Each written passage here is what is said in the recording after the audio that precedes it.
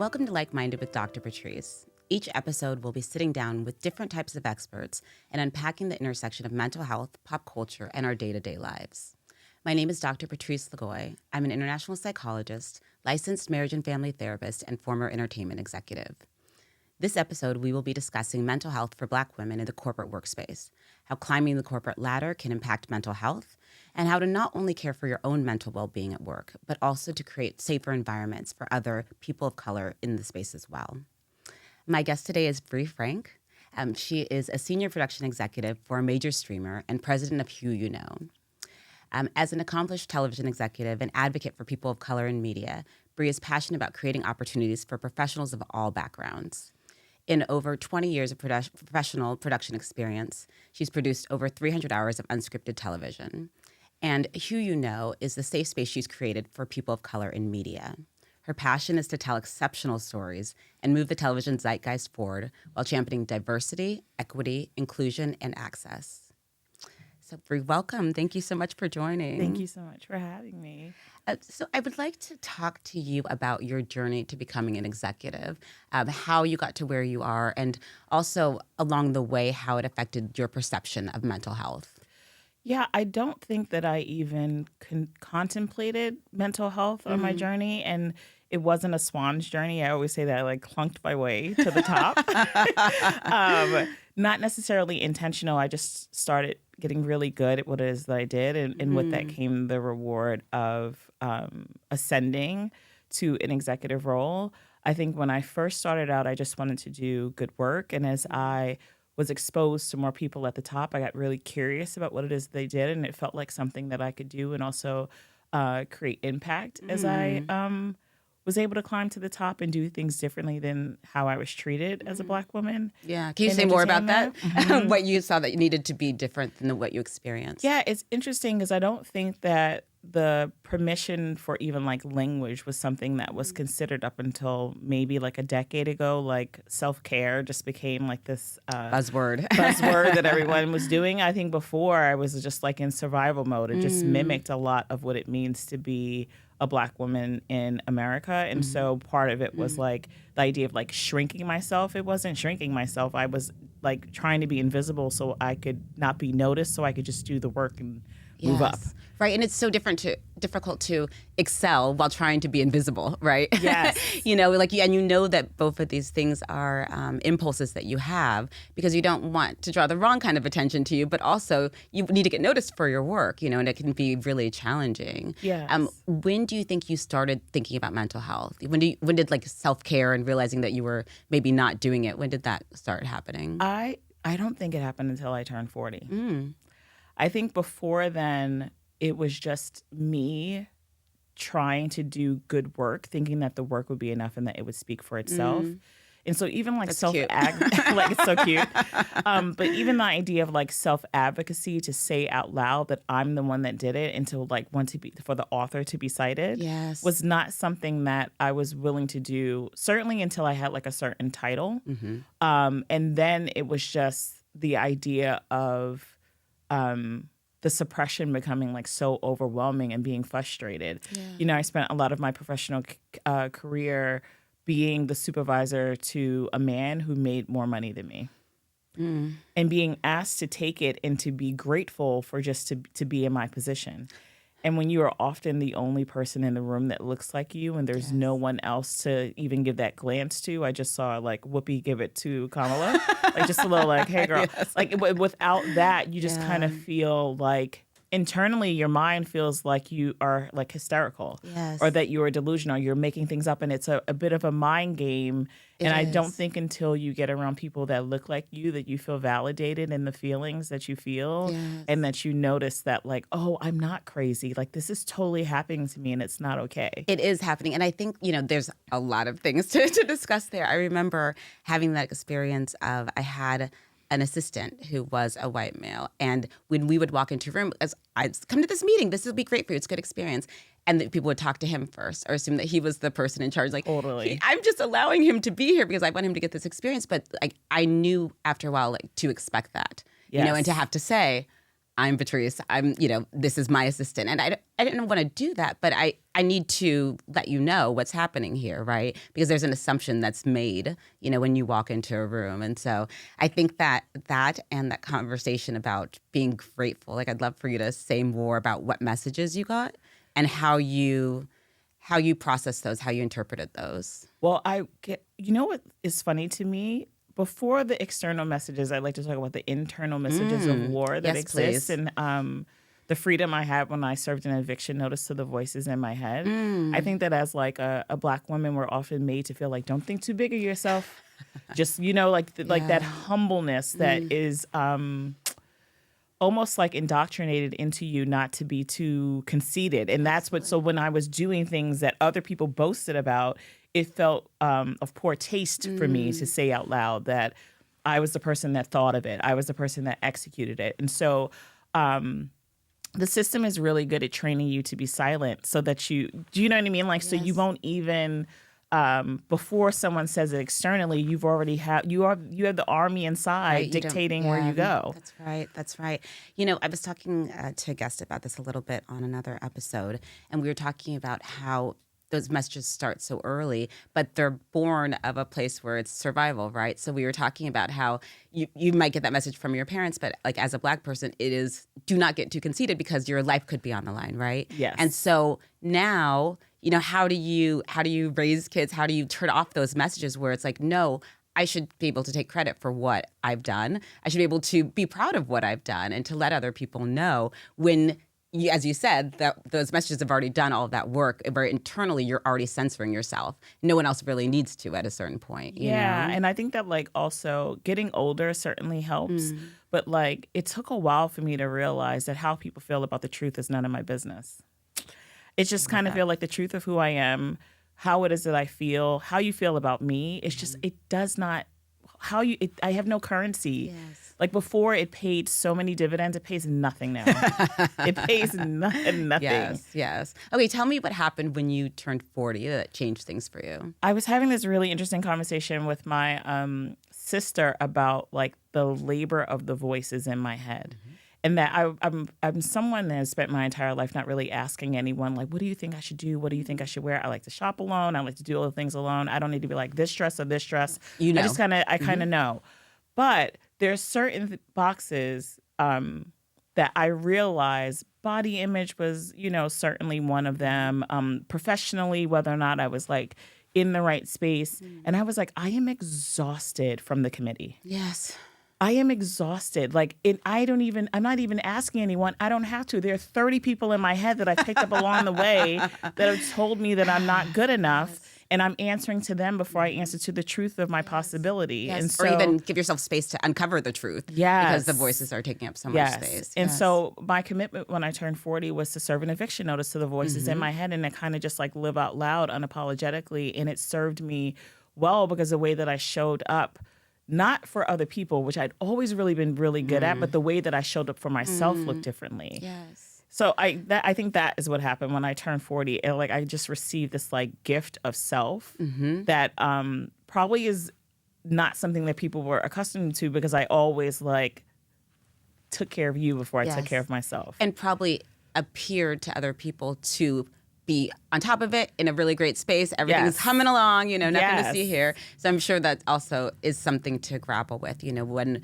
we can kind of let go of that idea of this is what it means to be strong and successful. That means no bad days or you're not letting anyone know if this is not working for you, and just kind of pushing through. Yeah. I call it the blue check experience. Oh, tell me about that. So it's how you're verified on social media, right? Yes. It's something to say you've made it, right? You're pursuing perfection. People do it when it comes to motherhood. They're and I do this and I do soccer and they do TV time. And then when and I make their breakfast and their lunch, yes. And people just spit your resume at them and they just want you to validate or verify them as being blue checked. Yes. And I don't care. Yeah. Yeah. I also think there's something some of the messages are it's selfish to put yourself first or your needs first. It's selfish to announce when you've done something that's amazing. How do you turn that off? That idea that it's selfish or that you are being not, championing other people when you need to focus on yourself. How do you do that? What has martyrdom done for Black people or mothers or Black women? Not a thing. Well, actually, some things, but none of it good. Yes, exactly. Like I just think that like how would I benefit from it? Also, other people benefit from it. Other people benefit from you not being healed. Other people benefit from you being like selfless, like or all shrinking, shrinking. Absolutely. Everyone benefits. How do you benefit from it? Like when you're talking to God or whoever it is that you believe in, and when you are confronting you, when it's just you in the mirror, how do you feel? And if you feel like crap, then you're not doing it right. Yeah. What are some of the signs that you noticed when you were like not, working on yourself, not, doing the self-care? Like what was showing up in like the way that professional Bree was at work, or even, personal at home, because it shows up in all facets of our lives. I think it was that functional freeze, which I didn't know what the name of it was. And it's funny because my kids and my daughter would come and she'd be like, cave day? And I'd be like, cave day. And then I heard something about functional freeze, and it's true. I'd be like going 100 miles per hour and then be, what's that thing that sits still like a possum or something like that? It like tips over. Like I'd be like in my room in the dark, like, really? And then on Monday, be like, go back at it again. Yeah. Wow. Yeah. It was like really interesting to realize that was like, there was like a name for it. Because I think the most interesting thing about the discovery of self is when you think that it is a personality trait and then you realize it's a medical condition. Yes. You're like, oh, it's me. I'm having a tough time. Like I need to like work harder, keep my head down, whatever it is. And you're like, wait, hold on. You have this too? You're experiencing this as well, And I think I see, an experience like just a lot of like exhaustion, or just, almost like you're just accepting like this is the way that it is, right? Versus remembering that it doesn't need to be this way. Like how do I get back to myself?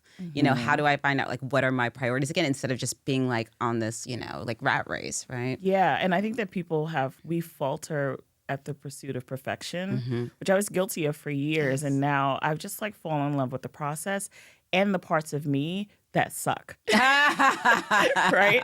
So like, I don't like, normally when you're speaking, you're trying to speak to you. I try to be kind to myself about the way that I'm doing things, but I never want it to be mistaken for me saying that like I figured it out, or like, or that like I've got it. Right. Like one of the things that I said in 2023, because I pick a word every year, is that like I'm living for the ing. And I think that before I'd be like, I want to be healed. I want to be this. And now it's like, I'm healing. It's a process. I'm trying. Absolutely. Yes.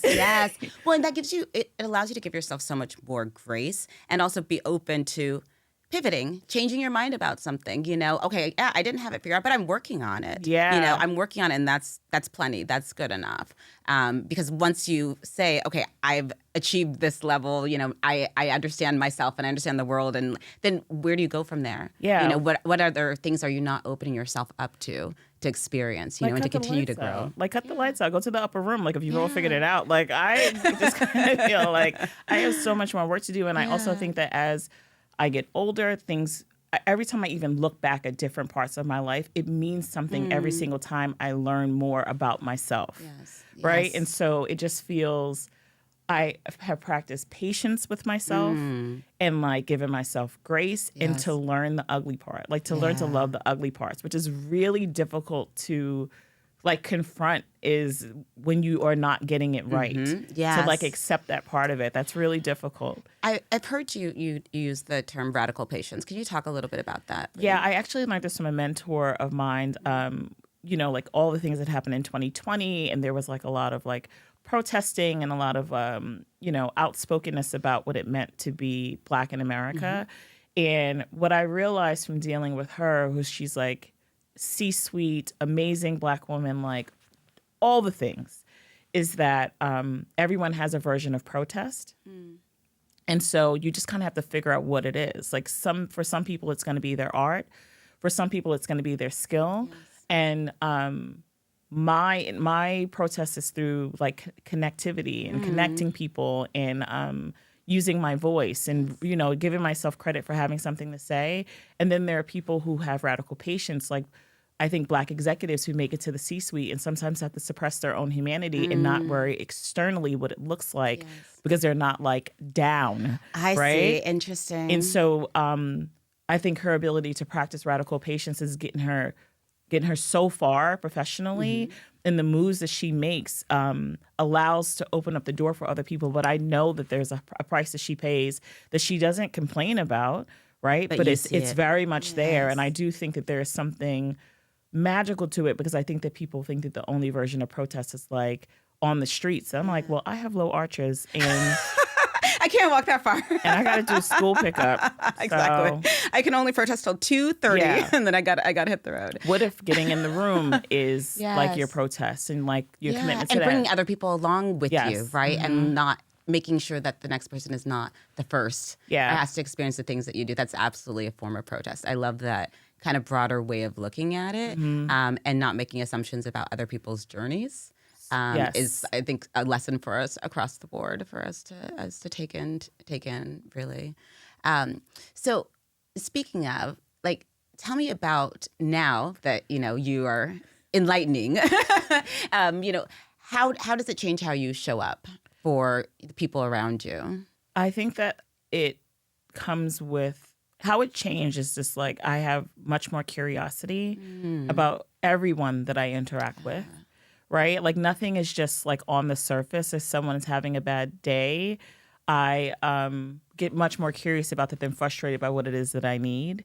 And I think that like it has made me an empathetic leader who really allows for people to bring their entire selves to work if they elect to, and if they feel like I'm safe. Like I can be like, I'm a safe space. Yes, we all know people who think that they're a safe space, and you know better than to share anything of importance. But I may with not them. resonate with everyone, and that's okay. And I think that what I'm trying to do is to try to like figure it out in real time with other people as they figure it out. Yes. And so I have never been today years old, right? Yeah. Like even in my current role, which is responsible for like a lot of people and making sure that there's like growth within the organization and that things are moving along. And I think that sometimes people don't believe that you can be empathetic and still have like things that must be done. Yes. Right? And so like... Except if you think about it, Bree, you probably do it every day as a parent. Yes. So you do it. You do it already. But I think you're right that sometimes we have an idea of like, this is how I have to be at work. And I have to show these parts of myself. And I get home and I can be myself. It's like, well, if you're an empathetic person, you can also figure out how to do that at work. Like you can change, maybe like the mold a little bit, change what we've been taught. Yes, Dr. Patrice. I think that like your humanity should be evergreen. I think that a lot of times that we're like conditioned to believe that like, to your point, like, well, this is what it is to be a mother. And then this is what it means to be a wife. And this is what it means to be a friend. And this is what it means to be a professional. And people kind of like go into work and they subtract themselves from the experience. And how much nicer would it be if you went to work and someone understood how important it was for you to go to your kids' like Halloween parade, and not and understand that yes, the deadline is still due, but like please let me know what's important to you. And I can do that as a leader. I can tell people like I still have expectations. You still need to be able to do what it is that you need to do. You don't need to be perfect for me, but you do need to take accountability and like find that balance and allow people to bring their entire selves. I often believe that like where people miss, especially like in a work environment, is like you can be talking to someone that's going through fertility issues. You can be talking to someone who just lost their cat. You can be talking to someone who just like, like has had an argument with their partner. And if you don't allow for like if someone's behavior is just like a little bit off to like give them the grace to be like, what's going on? Then why would they show up for you any differently? Why would the output of their work be better? Because you're asking them to subtract who they are from this experience to get, to fund into capitalism. Yeah, exactly. Where they could be let go at any time. Yeah, exactly. I mean, I do think it goes so far to validate people and their experiences, and then like, okay, now I've set that aside. Because I don't know if you've ever had this with your kids, but I have had this where if my son is having a tough time, if I'm like, okay, well, but that's fine, or that's not reasonable, like, let's move on. He's going to show me he is not enjoying this. So like people almost dig in more. Whereas if you kind of just You know what? That is a problem. I can see why you feel bad about that. Sometimes that's all people need to hear and like know that you really mean it. Mm-hmm. And then they can let go of that. I'm like, okay, now I can show up for work. But I can't show up fully if I'm worried about this other thing. If this is on my mind, I can maybe do the work, but you're not going to get my best. Right? Yes. You know, and so we see that in ourselves. And I think as a leader, it's so valuable for you to also model it for other people because you're doing it for yourself. Yes. You're not modeling it to show them. You're modeling it for yourself, and it's genuine. Yeah, it's the sin of perfection, though, right? Mm-hmm. Like when you think of leader, you think perfection, right? Yeah. Like everything is just like when you think about being a mom, it has to be perfection. Mm-hmm. And what if it's not? Yeah. What if it's messy? I mean, it's not going to be. Right? It's just not. It's like impractical. Not. So like, why lie, right? You know, one of the things that I learned. 2023 was like a pivotal year in terms of like taking I took a professional sabbatical to take a break to reset because what I was doing wasn't working, and I realized that like it's not enough to know the truth. You have to show up for it. And so like I will know all these truths, like this isn't working for me. I probably should move on. But I don't show up for it because I can't deal with whatever it would take to show up for the truth. You have to then take action, right? Yes. It's funny that this happens in therapy a lot where, you know, we can like drill down and you're like, okay, I'm like that because of this experience or like all of these experiences. And at a certain point, once you have that knowledge, then it's now what? Am I okay with just having the knowledge, or do I now need to do something with it, right? Like, what kind of changes do I want to see in my life? Mm-hmm. But that's scary. It's scary to especially if you have built your career and your persona on having it together, to say like, I need to investigate, and now I'm probably going to have to, you're going to see a different side of me now. Yes. That can be a scary thing to do. Yes. Tell me about your sabbatical. Like, how did you use that time to like work on the healing process, and how was it coming out the other side? Yeah, so I had to have this surgery at the top of 2023, and then I like sat still for the first time in a long time. Yes. Like COVID had happened, I was kind of like a machine, and then I could not escape myself because there was nothing to run to, there was nothing to distract me, and it was like, what are you doing with your life? Like, this is it. How many summers left? Like maybe 40 something. Like, how do you want to spend it? How much time are you going to spend lying to yourself about being unhappy? And so I made a decision to walk away from a job that I loved, but it felt like it was taking more than it was adding. And then I was just like, well, how are you going to spend this time? And so I made a lot of hard choices. I did some traveling. I like worked on my nonprofit quite a bit. And then I did nothing and a lot of the time. Wow. And that felt so radical to me because I think that my self-esteem was tied to productivity. Yes. And probably a title and your a title position. And a thing. And like when people are like, what do you do? And I'd be like, nothing. But okay, I have to ask you because I've had this experience as well, like changing careers, where you don't realize how tied you are to that title and everything that you've accomplished. I wonder if you had the impulse to want to say, well, I'm taking a break now, but I used to do this, and like, you know, this is what I'm going to do moving forward. Did you feel like you needed to justify it? And if not, like, how did you get to that space? In the beginning, I think, yes. So I used to be like, I was formerly developed.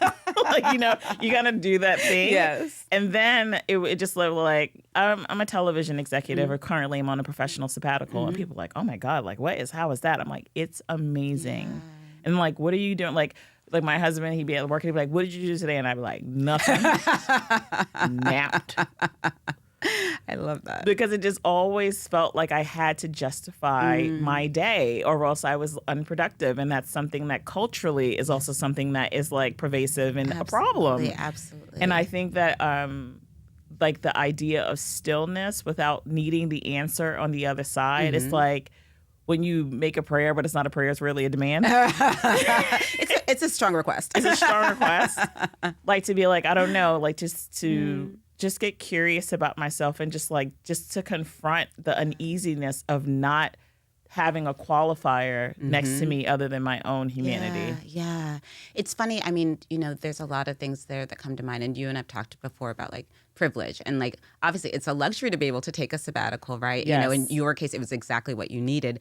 And it was available to you. So why not? You know, why would you not do this? But I'm sure there was still the impulse of like, I've got to stay with this career. I've got to stay doing what I'm doing. Like, someone else could take my place. You know, what's it going to be like when I come back? Did you have those kinds of thoughts and like pressures, and how did you manage them? I think that if the choice that I made to take a break happened in my 30s, I would have been truly not off because I would have been hustling towards the next thing. That's so interesting. But it just came, it was the perfect pause. Yes. It had just come when I had done, enough therapy to understand that it would be okay, right? That like bracing yourself, okay, I'll tell you why I didn't go there. Okay. I lost my college roommate. Suddenly she had died from this like disease and I'd been given 6 weeks to live. And I was like in therapy at the time. And I was talking to my therapist about it, and my friends and I were like, oh my God, I can't believe she's gone. And I just can't imagine myself at the funeral. And they kept doing this thing, and I wasn't there. And so I went to my therapist like, I don't know, like it's just Tuesday. Like I'm really sad, but I am not at the funeral. And she said to me, you could go to that funeral 1,000 times in your mind, or you can go to the funeral when it happens. Your body won't know the difference, right? And so I have learned not to pre-plan my pain. I love that. Right? Love that. That's brilliant. Because it just feels like, well, what's the point of rehearsing it in my mind over and over again about what will happen if can't find a job when right now I decided to be home. So why not just be here? Yes. And I'm not saying that like money is a real thing and we all need it, right? But I just didn't have that panic that I wouldn't be okay. And I knew that I would be okay because I always have been. Yes. It's just reestablishing and remembering that trust in yourself, that you can figure it out, that you always have and you will continue to. I think that's so important that we can lose sight of. And I think what your therapist shared about, not planning the pain and it's so natural that people do it. And you think, and worst case scenario, because our brains are fantastic and terrible in those ways where if I'm worried about something, I'm imagining the worst happening. And most of the time, it's not even that bad. I mean, or you get through it. If it is bad, it still is over eventually, right? But I think that in our minds, we can really get locked into a place where that expectation becomes that things are not going to be good. You put on the veil and the birdcage and you see stuff falling out and you do the whole thing. Do you know what I mean? Or you can just allow for whatever to come. And like I think that life is more interesting in real time. Yes. Like the fantasy version of life is traumatic, but the one that actually happens in real time that allows you to be wherever you are and to have radical acceptance is much more interesting to me now than it was before when I just had to practice this thing that was never going to happen. Yes. I think it's such a good point, about thinking about that. And what I also really love about you sharing that is it's something that everyone can do. Yeah. Like when I think of self-care, I do always kind of like cringe because I think there's such an image of like, you need to have money for your yoga class and like to be able to go to meditation and do all these things. And like, it's a luxury kind of when we talk about it a lot of times. And I think that everyone needs it. And, people who are like in more stressful situations, people in marginalized communities where there's constant like racial stressors, you need the self-care more. But how do we talk about it in a way that it is available to you right now, right? Yeah. So something like learning not to practice your pain is available to all of us right now, So I love that you're sharing those kinds of things because it's not that you need to wait until you get to this level or make this amount of money to take care of yourself, right? Because that time might not come, and you're going to have a hard time enjoying it anyway, So Totally. I think that and being present is just something that all of us can work on, and it's so powerful. Which is hard. I've either been rehearsing the past, like going over it and playing like the highlights from the past. What you did wrong and what you should have done. Or like rehearsing for the future. And like the amount of time I've actually spent in my body at 46 years old, like it breaks my heart for myself that I have spent so much time not here right now. You know what I mean? And sometimes you can like intellectualize it and you hear all the things, but it's hard to put it into practice because we are creatures of habit, right? Like sometimes I don't even realize I'm doing it, that I'm not here. And then when I become cognizant of it, it's just like, okay, Bree, like be here, right now. Yes. Right? And they're like, oh, snap back. And then I would be someone who like couldn't even do like yoga because I'd be like a yoga like, am I doing it? Am I doing What's the next move? What are they doing? Right? Like, am I doing it? Am I doing it? Did you hear that? And then I'm like cracking up in my head and I'm like, girl, like you've got a lot of work to do. That is so funny. I mean, and I think that is like, okay, maybe you're not a yoga person. That's totally fine. That's not the only way to show up for yourself, right? It can look so different from person to person, that being present. It's interesting. It makes me think when I first started doing therapy and I would realize that like in one-on-one situations with people or even like in group sessions, I would remember every detail that they told me because and I could talk to them like 6 months later, like, oh, this reminds me of that time this happened. And my clients are like, why, how can you remember that? But I realized it's so rare that I'm just sitting with someone. Any of us get to sit with one person and just pay attention. I'm not on my phone like in therapy. That would be terrible therapy practices. I'm not on my phone. I'm not thinking about what's next. Like you're so present with someone and the way that you can connect with people, the way that you can remember things and like really take in all the things that they're not saying to you. We just don't get many opportunities to do that. And I think, when you're practicing being present and you're probably sitting with your team, they know that you're present. They know that you're remembering something that was important to them and you're taking it in and you're not thinking, okay, yeah. But, what about this? What about this assignment? You're there with them. And so even doing that for yourself, that's probably something a lot of people very rarely get to experience and definitely not expecting to experience it at work. And I think it's just it's so powerful. There's this interesting thing with television notes that are coming now where people will, turn in a cut for a show and the network note is it isn't second screen enough. Which means Tell me about that. When you were on everyone watches television while on their phone now. Oh my God, right. It's like really interesting because it's like we know that you're not paying attention and the plot's too thick. Oh my goodness. Like you got to dumb it down a little bit for the audience, which is really interesting, right? When I am with my team, I literally, unless it's something, I always frame it, right? If it's an emergency, I'd be like, I'm very sorry. I want this time with you, but I'm expecting a call, so I may take a second to check on a thing. Okay. But being on the phone when I'm in a one-on-one meeting or speaking with my team or like having a conversation is so disrespectful that I will not do it because I want people to feel like they matter. Exactly. Right? And that's the whole thing about how people compartmentalize themselves at work and then they turn into these robots as opposed to like showing up as their authentic selves. Like, how do I get the best out of you if I'm not showing up as my best? That's right. And so when I'm meeting with my team, it's like I'm trying to honor not being like that second screen, right? Goodness, yes, like, it's so you're so right about that, and I think we all know how it feels to feel disrespected when it's like someone's not really listening. Like, oh, what did you say? And you can tell they're distracted, right? And then how easy it is to do that to other people because in that moment, oh, but this matters. I need to check this message. That's what you're thinking of. You're not thinking about the other person in the room for you, in the room with you. And then how could it work in your real life with things that matter to you?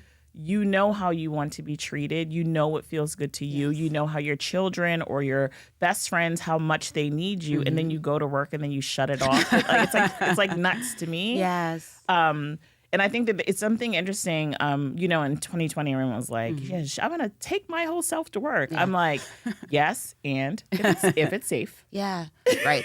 If it's safe. There is also, I think with this, self-care kind of thing, I also think boundaries are so important too. So who are you sharing things with? Is it safe for you to do that? Are you going to end up in a worse spot? And that doesn't mean suppress. It just means let's be aware of if this is someone who's going to be supportive to you. And I think what you're doing by, showing your team how to be present and everything, then if they're on their phone, then they feel more comfortable maybe saying, oh God, my kid had to go to the doctor, so I'm just checking on them, right? Yes. They can also show up and you would feel differently about that than you're just you don't care about this meeting right here, So also giving people space to do that. Yeah. One of the things that I would go out when I do sometimes I'll do a speaker series or I have to engage with Hue to do diversity, equity, inclusion work. And one of the things that I tell leaders is to be a student to your power. That you need to observe what happens when it's in a room and what you actually control, and do not be disillusioned by what it means to be in charge. Because I think that sometimes a lot of leaders will be like, well, it's just me, by golly gosh. Yeah, but you're the CEO. Yes. People are presenting themselves a certain way because what you say matters. And if you respected your power and if you observe what happens in a room and how people might shrink or not speak, then you would have more respect for it and you would engage it in a different way. I don't want to be the first one talking in the room. Yeah. What do you think? What do you recommend? Absolutely. How do you feel about it? What I feel is almost ancillary to it. I'm there to ultimately solve the problem and to solve for the organization to make sure things are productive and effective. But this isn't the Bree show, right? This is we are a team. Yes. How do you feel about it? Yes. And And also, if you are an executive that just has people doing what it is that you want, they're a parrot. They're not people. Yes, yes. And you're wasting the opportunity to hear new ideas and do things differently, right? If people I better not say that because last time I got shut down or it was dismissed, then they're not going to stop doing that. And you could miss out, when you're thinking about a business opportunity, you could completely miss out on something incredible because someone didn't feel like it was safe for them to speak up or to share their true opinion. Instead it's like, oh, everything's great. That looks fantastic, and someone might have had something that could really improve what you're working on. Yeah, I'm always curious about the quietest person in the room. So sometimes you'll have a team meeting and then there's always someone that's quiet. And I always want to hear what they have to say because I know that they are always in observation mode, right? So they've noticed it all. They may not feel comfortable speaking in a group environment. And I'm always like, hey, I saw you quiet in a meeting. Will you tell me? And they're like, da-da-da-da-da-da. And I'm like, oh my God, that's brilliant. Yes, right. And I think also because you have been in those situations where you feel like people have overlooked you or made assumptions, you're attuned to that, right? Yes. So I've been in situations myself, and I'm sure you have too, where I've noticed that someone's getting talked over. So if you're in charge, then you can say, "Oh, hold on a second, you had something to say. Can you finish that?" Yeah. Because otherwise, they just kind of trail off, and the person who's the loudest and the most assertive, that person gets heard. And even if they're just repeating something that someone else said, they're now getting the credit for it and everything. And so I think as a leader, you being attuned to the people who are not saying as much, what are you noticing or what are you feeling if you don't get to express your whole idea or you saw someone take credit for your work, right? Yes. What's happening to you? What's going to happen the next time? How much more are you going to shrink in yourself and not, be able to bring your full yourself, your creativity, your ideas to work. Totally. And I also think that my hypervigilance has saved me before. Tell me about that. Yes, I mean? So yes. It makes me attuned to what's going on in the space. I was just having a conversation with a friend yesterday about how because of her hypervigilance, she can be in a room speaking to 200 people and then one person's not locked in and she is just this person is not receiving my message.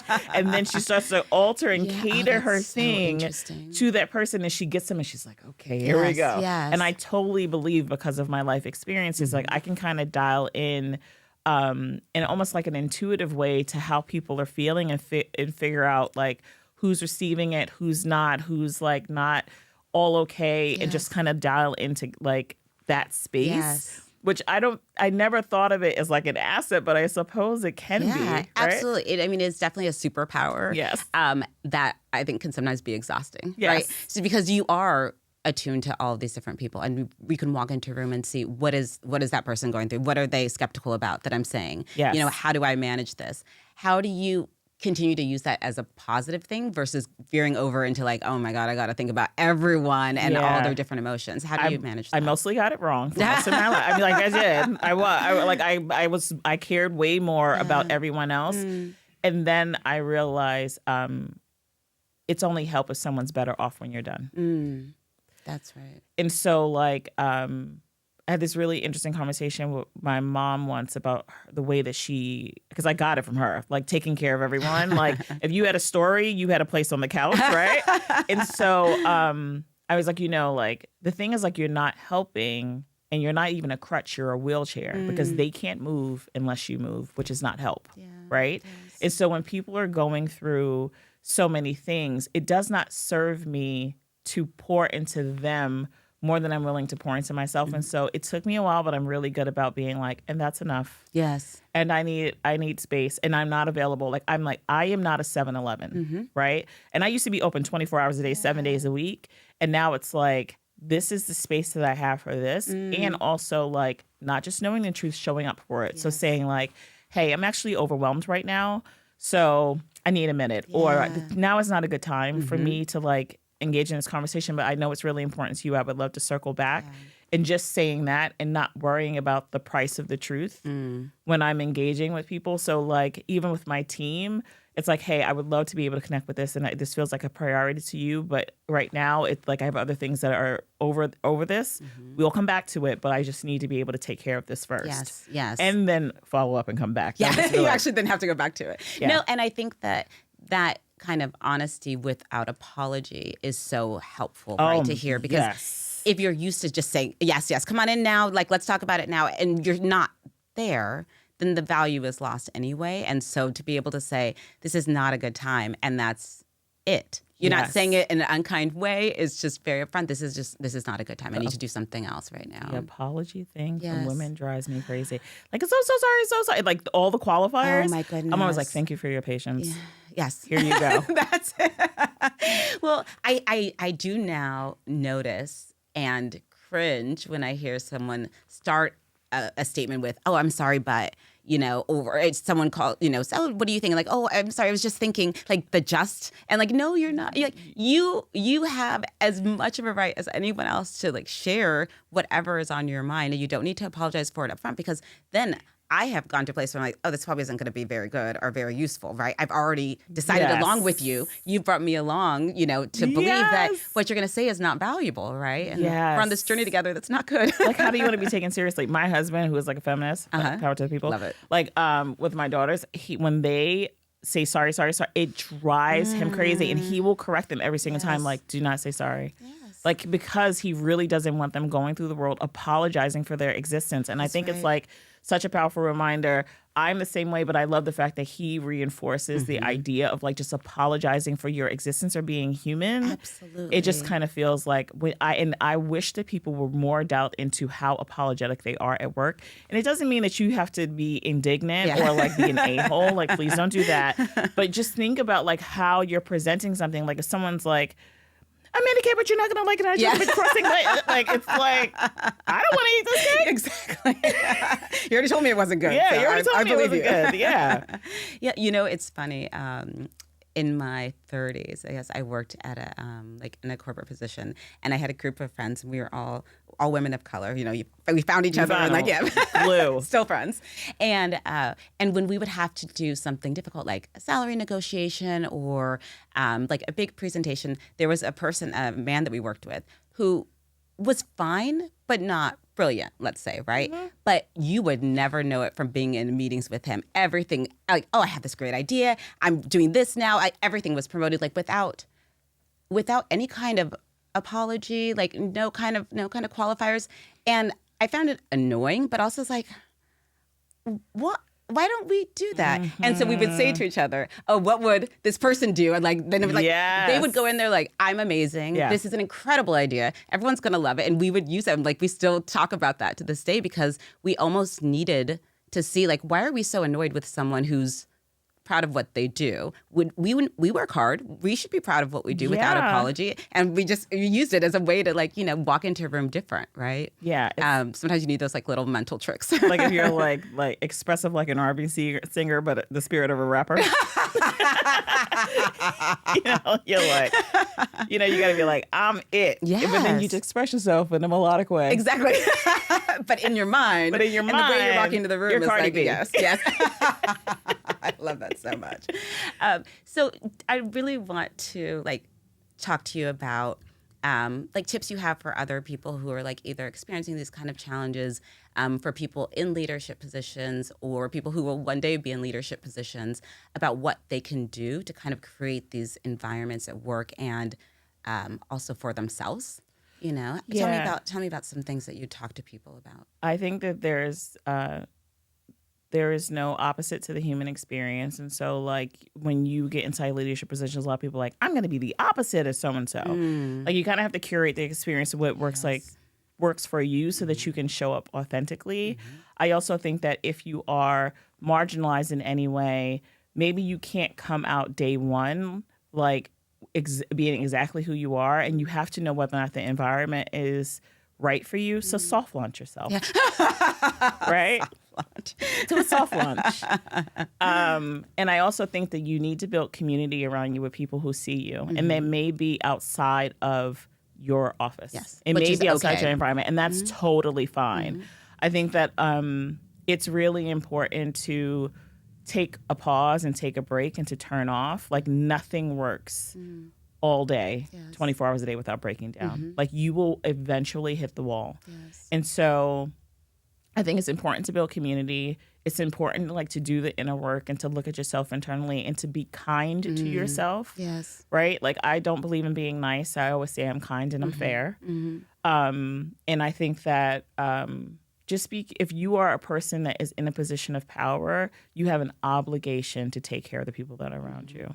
And it is, your skill set is not more important than your humanity. Yes. It just isn't. Absolutely. And so, I think that it is about like, I live for the ING and always be willing to be wrong and to be different and to show up and to apologize without pleading, right? Or excusing the behavior. And I think that in time, the impact that you have and the people that want to work with you will just look different. That's right. Right. And what you're accumulating is a resume of your life that'll be much more important. Like, what's going to make the eulogy? Yes. Yeah. Right. And sometimes like these moments that feel so permanent are actually like fleeting and you're just giving it way too much credit. Yes. And if you could find a way to like build like a internal self that can show up authentically for you and tell the truth about what it is that you want to do, and then find the people who see you. Go to where the love is. Yes. Go to where the light is. Yes. And when you are done, tell the truth about being done. And I know that can look different for different people depending on your economic background. Like maybe you need that job as a GoFundMe, but shut it down if it's starting to wear away at your mental health. If you feel like it's diminishing returns, that's fine. And you can't say, screw all these people. If you need that paycheck, that's fine. But you need to change your mindset about the way that you feel about that job. Yes. Before we came in, I told you that for my kids for years, I would make them recite the Maya Angelou quote, if you don't like something, change it. If you can't change it, change your attitude. Right? And I think that like sometimes we don't like things. And if we can't change it, maybe we just change our attitude about it. Like let it serve you and create like term limits on it. Like, okay, I hate this space that I'm in, but I need it. But I'm going to give myself a year. Yes. And at the end of the year, I'm going to show up for the truth that I said I would only take a year. Yes. And don't make it 5. Right. And I think that allows us to not then sleepwalk through the time, because the time is going to pass.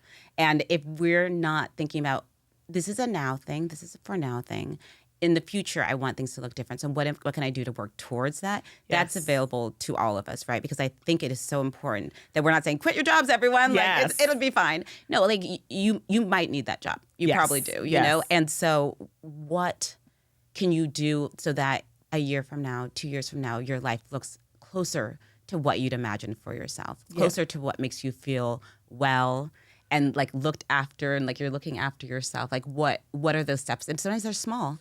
You might still be at that job, right? But what have you changed about? What have you changed about the community that you find? Yes. And like where you find support and where you can advocate for yourself and for other people, you know? How is it getting us closer to what we need? To your North Star of what you ultimately want. Because I think like people tend to like be like in the micro, and it's like in the big picture, this is probably not gonna matter. And if you don't believe me, it's like even when like as a mom with my kids, when I'm trying to figure out if I've broken them, like I always think about their age, and I think about how, if I can remember me at that age, and I try to pull 3 memories, and if I can't, I'm like, it won't stick to the wall.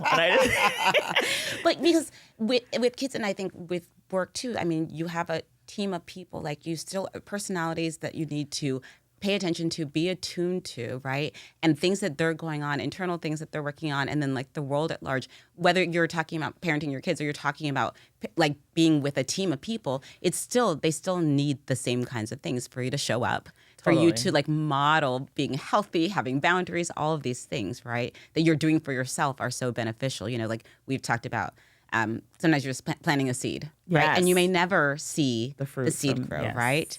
But I'm telling you that if you are creating an environment with your team where they feel respected and validated, when they go home, they're probably going to be different with their family, maybe a little bit less frustrated, a little bit less annoyed, you know, able to say, okay, I need a second, you know, and because they've seen it done and they've seen it done successfully, right? So you don't know what happens when they go home, but it just takes that kind of counter programming of like, there's a healthy way for us to show up here and to show up for each other, that people are like, oh, that looks good. She seems relaxed, you know? Yes. Like I want that. Yeah. I think that we can just break the almost like the dogma of corporate, what it means to be in corporate America. Like you are in a system. Like let's not be disillusioned. Like it's really hard to change the system. But you and the way that you show up in the world can go towards like micro progressions, right? I did not coin that term. Someone else did. But I do think that you can take small steps towards your own humanity and showing up. And then when you know that it's time, that whatever that place, if it's not serving you, to make a plan for your exit, right? Like, I will never encourage you to live in a van. Mama likes the things. Like, I like to go in Target and get what I want. So I cannot sell hard life. I'm like soft life all the way.